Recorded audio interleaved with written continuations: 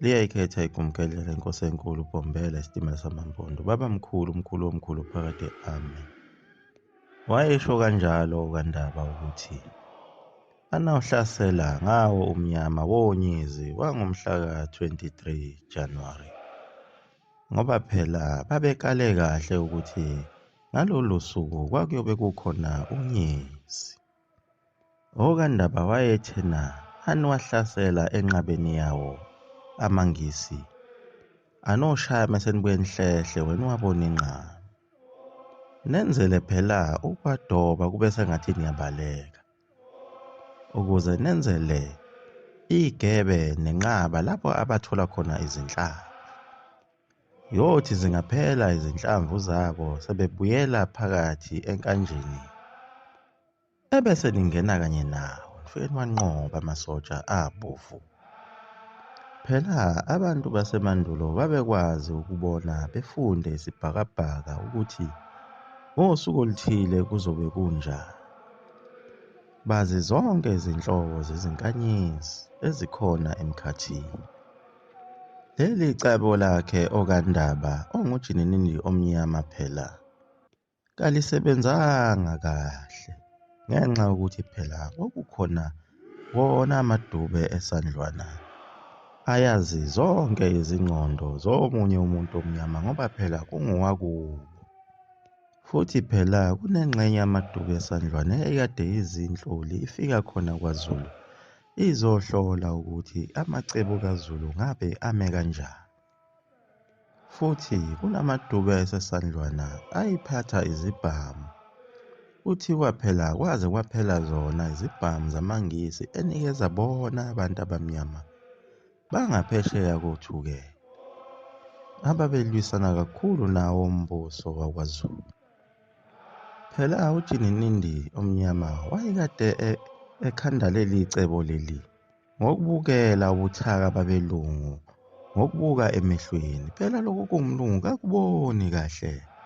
Kodwa kwathi amabutho kaZulu esalindile phela ukuthi azoqala ukugadla ngawo umhla ka-23 kuMasingana. Nawo amangisi ayezibuza ukuthi kanti abagadli ngani manje. Kodwa impendulo ayithola kalula ayithola kuwo amadube eSandlwana. Okuyiwona phela ayezimpimpi zabo labelungu ukuthi bathole umyalelo enkosini yabo ucetshwayo ukuthi kumele begadle ngomhla ka-23 kuMasingana ngoba kuzobe kunonyezi. Amangisi lawo abeseshintsha iqhinga lokuthi abahlaselwe khona manje ebusuku njengoba besathe gozololo bengazelele lutho. Ngenxa yokungaboni kahle kwawo amangisi kwathathwa wona amadube eSandlwana lawa phela ehamba ngamashi enikezwe nezibhamu. Ayefaka wona lo mfaniswano kakhakhi njengoba phela labe abanye babehamba ngezinyawo bephatha imikhonto babefaka amaduku abomvu ekhanda. Lapho kwakhulunywa ngamabutho ayengaphezulu ka-100,000 kuhlanganisa nawo amadube eSandlwana lawa.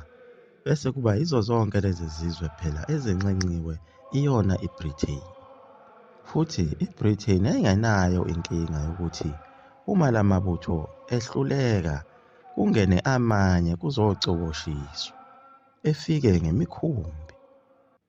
Kodwa lawa akwaZulu ayikalekisela ko-24,000 ephatha imikhonto mase kuba isikejana seqembu lakhe uDabulamanzi elaliphatha izibhamu nemikhonto.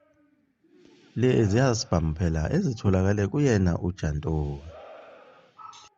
Phela uJantoni lona waziqeda izinkomo zabantu ebathembisa zona izibhamu lezi ukuthi uyabadayisela.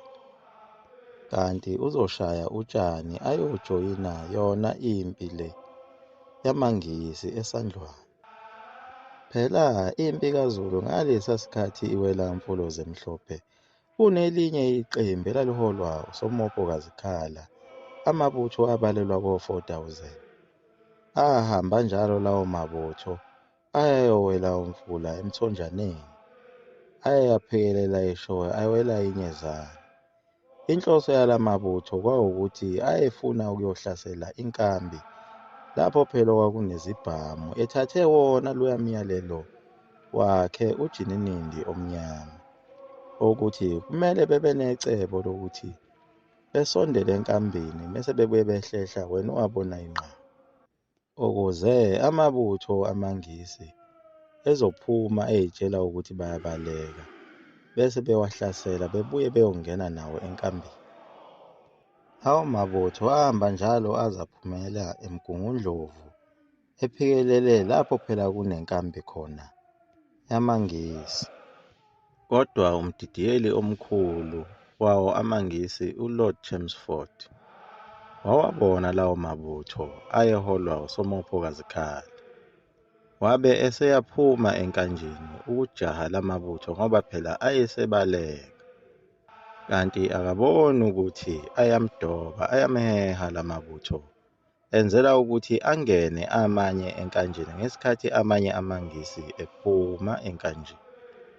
Phela uLord Chelmsford lona yona induna enkulu yawo amaNgisi eyayishaya imithetho ngokungaphikiswa, njengoba yayikade ithe bengazibambezeli ngokubiyela inkambi ngezinqola ngoba uZulu bazowusheshisa kakhulu ngoba phela wayethembele kakhulu nombayimbayi ayekade enabo ababebalelwa esithupheni, kanye nalo lonke uhlobo lamabhomu olubizwa ngama-rocket, ngoba phela uLord Chelmsford lona ongundunankulu wamabutho wayesethole kahle ukuthi uZulu uhlome ngamahawu nemikhonto kanye nezagila. Wabe sebona ukuthi bazogwaza ibhece. Wayalela enye yezinduna zakhe lena phela enguHenry Puleni ukuba ibosala igade inkambi, ngesikhathi yena efuna ukuhlola kahle onke amabutho akwaZulu ukuthi ame kanjani ngoba phela wayesenalo ulwazi ukuthi balwa ngendlela ukuthi kukhona isifuba nezimpondo, ngoba phela kwakade kuyilona uhlelo likaShaka lolo ukuthi impi mayima kufanele kube khona isifuba, kube khona uphondo lwesekudla nophondo lwesinxele. Kodwa lo ndunankulu lutho ukuyibona impi kaZulu lena phela ebihamba iholwa utshinga kaMahole Khoza, omavumengwana kaNdlela wakwaNtuli, oyibhebhu kaMapitsa babekhona lapho, kanye nalela qhawe laseSwazini umbilini kaSomhlola kanye nabo oSihayo babekhona kuyo leyo mpi. Nabo omaNkulumane kaSomaphunga wakwaNdwandwe wayekhona lapho naye ehola elinye ibutho okuthiwa uMbonani. Nalo iqhawe leli lakwabiyela phela uMkhosana kaMvundlana lona phela ubekade ecacelwa ukhona naye lapha uyaviliyela ngebheshwana lakhe. Ungaphansi kwebutho uKhandampevu. Amabutho kaZulu ayesalokhu efike ngomhla ka-21 Januwari eshaya umgqiqo phela wokuthi afuna ukuthi ize idibane ngawo umhla ka-23 Januwari ngoba kuyobe kunonyezi. Afika agudle wabona esesentabeni yenquthu, othi kuyabonakala nabaya entabeni iSiphezi. Amanye amabutho agudla ngeBabanango, othi ebonakala nankaya eNgwebeni uMfula. AmaNgisi adideka kakhulu ukuthi ngabe kwenzenjani ukuba uZulu angahlaseli. Phela amabutho kaZulu ayesakade afika, ayekade efike ngomhla wo-17 Januwari. Sekuze kwaba umhla ka-21 Januwari lutho kodwa ukuhlasela. Khona ekuseni ngawo umhla ka-21 Januwari, le nduna yamabutho okuthiwa uHenry Puleni ebinikezwe umsebenzi undunankulu ukuthi igade inkambi, ihlome ngombayimbayi ababili kanye nabo abamdabu balapha laba phela abangamambuka okuthiwa ngamadube eSandlwana. Bagade inkambi ngeso lokhozi. Kuyaguqa lapho eGumkedlela nzulu.